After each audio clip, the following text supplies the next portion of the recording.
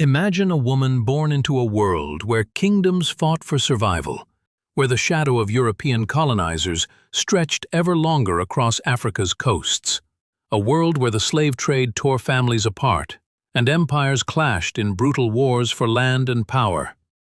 Into this storm stepped Nzinga Mbande, a queen unlike any other. Fierce, cunning, and unyielding, Nzinga didn't just survive, she fought back.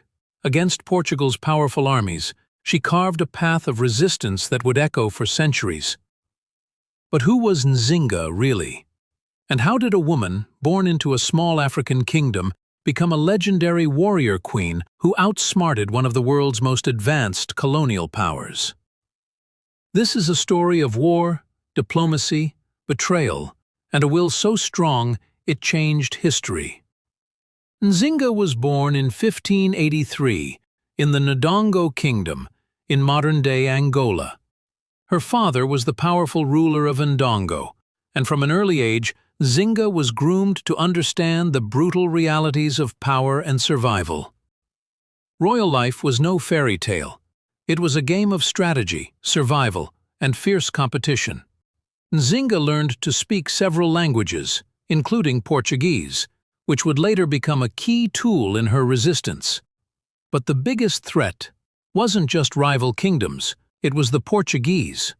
They had arrived decades earlier, bringing ships, guns, and a hunger for control. By the late 1500s, the Portuguese were building forts, capturing Africans, and forcing many into slavery. The Atlantic slave trade was tearing apart the fabric of African societies. Nzinga's brother, King Mbande, ruled Ndongo during these terrifying times. The kingdom was pressured constantly to submit to Portuguese demands, tribute, slaves, and land. But resistance simmered beneath the surface. When her brother died, Nzinga seized a moment most would shy away from. She claimed the throne. And she did so at a time when it was nearly unheard of for a woman to lead an African kingdom into war. Nzinga's rise wasn't just about warfare. She was a master diplomat, using language and negotiation to buy time and protect her people. Her fluency in Portuguese gave her an edge at the negotiating table. But Nzinga never bowed to the colonizers' arrogance.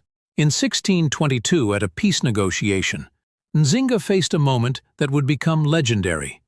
The Portuguese governor offered her a chair, a symbol of respect, but also one that placed her beneath him. Nzinga shocked everyone by having one of her servants kneel, and she sat on his back, showing the governor that she would never be subservient.